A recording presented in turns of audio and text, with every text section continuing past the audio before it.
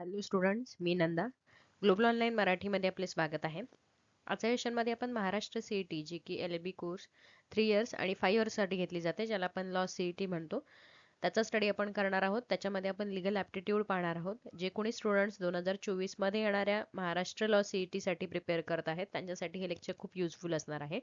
आपण लिगल ॲप्टिट्यूडमध्ये एक एक कन्सेप्ट पाहत आहोत, जे की भारतीय राज्यघटनेत जे आहे त्याच्यानुसार पाहतो आहोत. तर आज आपण त्याच्यामधलंच एक टॉपिक पाहणार आहोत, जो की सिटिझनशिप आहे, म्हणजेच नागरिकत्व, जे जे की आर्टिकल 5 ते 11 पर्यंत कव्हर होतं. ओके, सो हे लेक्चर तुम्ही शेवटपर्यंत ऐका.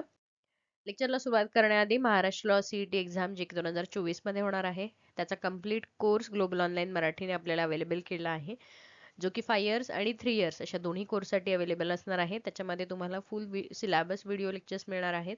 त्याचबरोबर फुल syllabus notes on all sections मिळणार आहेत आणि या नोट्स तुम्हाला PDF स्वरूपामध्ये सुद्धा मिळणार आहेत. त्याचबरोबर मॉक टेस्ट सुद्धा अवेलेबल असणार आहेत आणि MCQ क्वेश्चन्स विथ सोल्युशन्स असणार आहेत.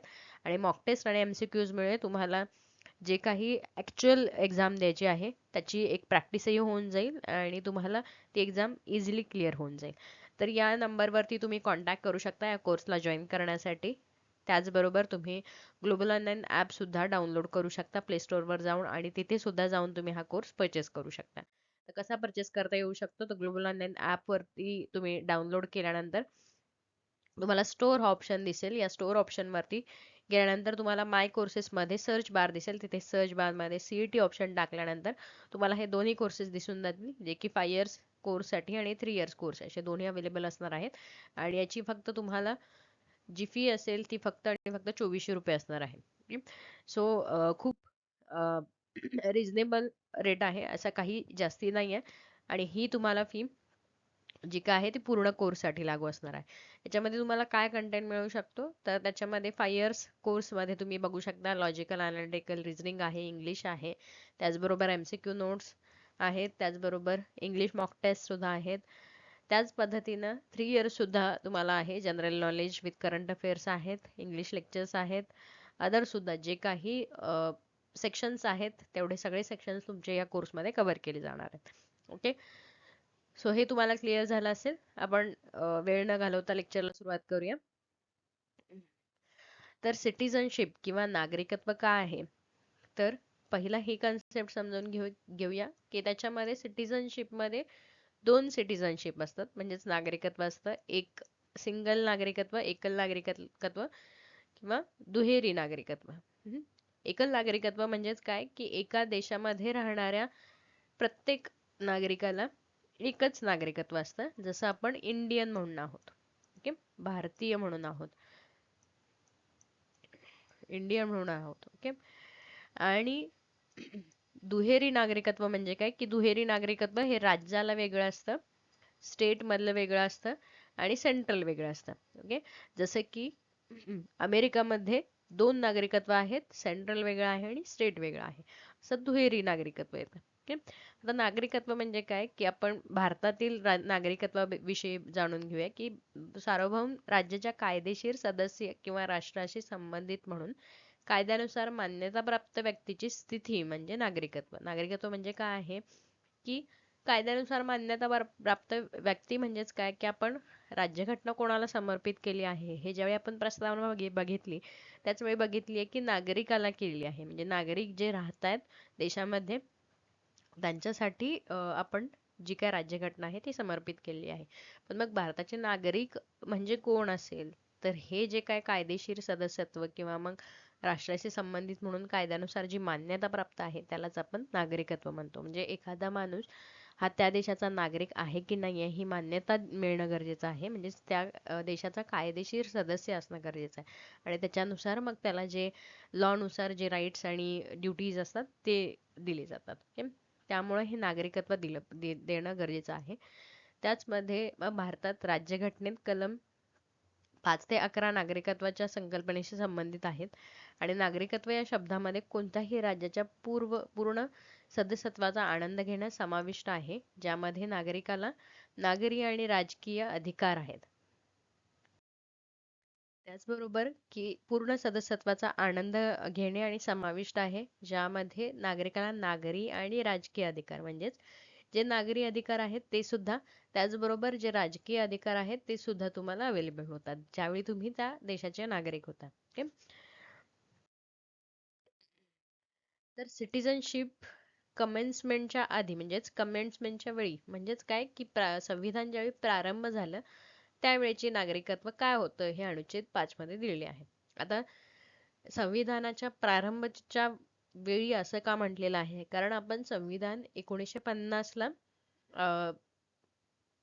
सुरू केलं म्हणजेच वापरायला सुरू केलं. त्याच्या आधीपर्यंत आपण भारतीय होतो, पण मग आपल्या राज्यघटनेनुसार आपण भारतीय होतो का, तर नव्हतो. तर आपण त्या देशात राहतोय म्हणून आपण भारतीय होतो. okay? तर आपल्याला राज्यघटनेनुसार भारतीयत्व कधी मिळालं, तर संविधानाचा ज्यावेळी प्रारंभ झाला त्यावेळेनुसार. ओके. मग त्यावेळेसचं जे नागरिकत्व होतं ते कसं मिळालं किंवा त्याच्याविषयीची प्रोव्हिजन काय आहे कॉन्स्टिट्यूशन मध्ये ते आपण बघूया. तर संविधानाच्या प्रारंभी म्हणजेच 26 जानेवारी 1950 रोजी लोकांसाठी नागरिकत्वाबद्दल बोलतो. म्हणजेच 26 जानेवारी 1950च्या वेळी लोकांना नागरिकत्व कसं मिळालं हे आपण बघणार आहोत. भारतीय हद्दीत ज्यांचे अधिवास असलेल्या व्यक्तींना नागरिकत्व बहाल केले जाते. त्याच्यामध्येच त्यांनी काय लिहिलेलं आहे की भारतीय हद्दीत जर तुम्ही राहत होता म्हणजे अधिवास जर तुमचा असेल, तर त्या व्यक्तीला त्या देशाचं नागरिकत्व बहाल झालेलं आहे. म्हणजेच भारतात राहत असाल, भारतीय भूमीत राहत असाल, तर भारताचं नागरिकत्व तुम्हाला बहाल झालेलं आहे आणि भारतीय म्हणून तुम्ही राहत असाल. आणि त्याचबरोबर काय काय आहे, तर तुमचा जन्म जर भारतीय हद्दीत झाला असेल तर, किंवा त्याचे एक तर बालक भारतीय हद्दीत जन्मले होते. म्हणजेच एकतर पालक म्हणजेच कोण की एकतर आई किंवा मग बाबा अशा दोघांपैकी एक जण तरी भारतीय पाहिजे. ओके. म्हणजे भारतामध्ये जन्मला असला पाहिजे. भले ते दुसरीकडे जाऊन राहिले असतील, पण ते भारतीय नागरिक म्हणून होते. ओके. आणि त्याच्यानंतर जो सामान्यतः राज्यघटना सुरू होण्यापूर्वी 5 वर्षापेक्षा कमी काळ भारतात रहिवासी आहे. म्हणजेच राज्यघटना सुरुवात होण्याच्या आधी 5 वर्षापेक्षा कमी काळ म्हणजेच 4 वर्ष जरी राहिला असेल तरी तो भारताचा रहिवासी म्हणून असेल. याचाच अर्थ काय की आपण हे असं का बघतो आहोत, तर एक तर राज्यघटना आपली 1950 ला सुरू झाली. ओके. 1950च्या आधी भारत पाकिस्तान असे दोन्ही होते किंवा श्रीलंका, हे तिन्ही देश हे एकत्र होते. ओके. सॉरी, श्रीलंका नाही, बांगलादेश हे जे तिन्ही देश होते ते एकत्र होते आणि आपण हिंदुस्थान म्हणून होतो. तर हिंदुस्थानाचे 3 भाग पडले, जसं की आपण भारत बघतो, पाकिस्तान बघतो आणि बांगलादेश बघतो. मग अजूनपर्यंत तरी 1950च्या आधी म्हणजे 47 पर्यंत तरी भारत आणि पाकिस्तान एक होते. 14 ऑगस्टला पाकिस्तान वेगळा झाला, पण त्याच्या आधी हे सगळेच एकत्र होते. मग ह्यातले भारतीय नागरिक कोण हे कसं ठरवायचं, कारण भारत स्वतंत्र झाला 1947ला, पण मग भारताची राज्यघटना बनली कधी, 1950ला. मग हा जो 3 वर्षाचा गॅप आहे त्याच्यामध्ये ठरणार कसं की कोण भारताचा नागरिक आहे किंवा कोण नाहीये. त्याच्यासाठी मग 1950च्या राज्यघटनेमध्ये ह्या प्रोव्हिजन्स केल्या की जो कोणी भारताच्या हद्दीत जन्मला आहे तो भारतीय नागरिक असेल, ज्याचे पालक एकतर भारताच्या हद्दीत जन्मले होते. म्हणजेच काय की समजा एखाद्या हद्दीत तो जन्मलेला आहे पण दुसऱ्या हद्दीत जाऊन राहतोय पण तो भारतीय आहे. ओके. किंवा जर भारताची राज्यघटना 1950 ला सुरू झाली आहे तर त्याच्या आधी 5 वर्ष म्हणजेच काय येईल की 1945 पर्यंत जर समजा तो राहत असेल, तर आता 46 असेल, 47 असेल, त्याच्यापासून तो 50 पर्यंत जर भारतामध्ये राहत असेल तर तो भारताचा रहिवासी होईल. ओके.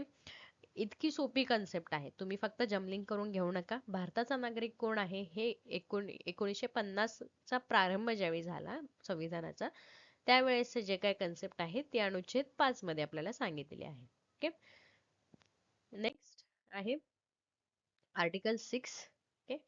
जे की सांगतं काही जी माणसं आहेत म्हणजे काही ज्या व्यक्ती आहेत ती संविधानाच्या प्रारंभाच्या वेळी भारतीय नागरिक असतील पण त्यांनी स्थलांतरित केलं, म्हणजेच पाकिस्तान मधून स्थलांतरित केलं भारतीय नागरिकत्वामध्ये. म्हणजे जे कोणी व्यक्ती होते ते पाकिस्तानमध्ये जाऊन राहिले होते आणि तिथून त्यांनी संविधान ज्यावेळी प्रारंभ झालं त्यावेळी त्यांनी भारतीय नागरिकत्व घेऊन ते परत पुन्हा भारतात आले. मग त्यांच्यासाठी काय असेल तर जे कोणी भारतीय सरकारच्या कायद्यानुसार तो किंवा त्याचे आई वडील किंवा त्याच्या आजी आजोबांपैकी कोणताही एकाचा जन्म जर भारतात झाला होता, ओके, म्हणजेच तो पाकिस्तानामध्ये जरी स्थलांतरित झालेला असला तरी त्याचे जे आई वडील आहेत हे जर भारतीय असतील किंवा ह्यांचा जन्म जर भारतामध्ये असेल किंवा आजी आजोबांचा त्यांचा जन्म जर भारतामध्ये असेल तर तो भारतीय नागरिक म्हणून मानला जाईल. ओके, किंवा अशा व्यक्तीने 19 जुलै 1948 पूर्वी स्थलांतर केले असेल आणि ती स्थलांतरित झाल्यापासून भारतात सामान्यपणे वास्तव्य करत असेल तर, म्हणजेच पाकिस्तानमध्ये राहत होता पण मग 19 जुलै 48 रोजी त्यानं परत भारतामध्ये स्थलांतर केलेलं आहे आणि तिथून स्थलांतर केल्यापासून भारतामध्ये तो सामान्यतः वास्तव करत असेल तर अशा पर्सनला आपण भारतीय नागरिक म्हणून मानतो. ओके, आणि तिसरं अट काय आहे, जर समजा एखाद्या व्यक्तीने 19 जुलै 48 नंतर स्थलांतर केलेले असेल, इथं काय होतं, पूर्वी स्थलांतर केलेलं होतं. ओके, हे लक्षात ठेवा. सेकंड क्लॉज जो होता तो सांगत होता पूर्वी स्थलांतर केलेलं होतं आणि इथं सांगत होतं की नंतर स्थलांतर केलेलं आहे. आणि भारताच्या अधिराज्य सरकारच्या वतीने नियुक्त केलेल्या अधिकाऱ्यांनी भारताचे नागरिक म्हणून नोंदणी केली असेल तोपर्यंत तो भारतात राहत नसेल तर त्याच्या अर्जाच्या तारखेच्या लगेच आधी किमान 6 महिने, म्हणजेच काय की 19 जुलै 48 नंतर तो स्थलांतर झालेला आहे आणि भारतीय अधिराज्य सरकारच्या वतीने त्यानं एक ऍप्लिकेशन केलेलं असेल नागरिक म्हणून नोंदणी करण्यासाठी, तर ही नोंदणी अर्ज जे आहे त्याच्यानंतर किमान 6 महिने तो भारतामध्ये राहिला पाहिजे. ओके, लक्षात येतं तुमच्या की जे व्यक्ती पाकिस्तानमध्ये स्थलांतरित झालेले होते त्यांनी परत भारतामध्ये येऊन भारताचं नागरिकत्व घेतलेलं आहे. मग हे नागरिकत्व कसं आपण ऍक्सेप्ट केलेलं आहे तर एक तर त्याचे आई वडील किंवा त्याचे आजी आजोबा या दोघांचा कोणाचा तरी जन्म भारतामध्ये असला पाहिजे, किंवा जन्म कुणाचाच नाहीये पण मग 19 जुलै 1948 च्या पूर्वी त्यांनी स्थलांतरित करून तिथून पुढे ते भारतामध्ये राहत असतील तर, किंवा 19 जुलै 1948 नंतर ते आलेले आहेत आणि त्याच्यानंतर त्यांनी एक अर्ज केलेला आहे नागरिक म्हणून नोंदणीसाठी आणि त्या नागरिक नोंदणीच्या अर्जाच्या तारखेपासून 6 महिन्यानंतर 6 महिने तरी किमान ते भारतामध्ये राहिलेले पाहिजेत. ओके, तर ह्या ज्या अटीमध्ये कोण जर व्यक्ती बसत असेल तर तो आर्टिकल 6 नुसार अनुच्छेद 6 नुसार सिटिझनशिप घेऊ शकतो जरी पाकिस्तानमधून तो मायग्रेट झाला असेल इंडियामध्ये. ओके, इथपर्यंत लक्षात आलेलं असेल.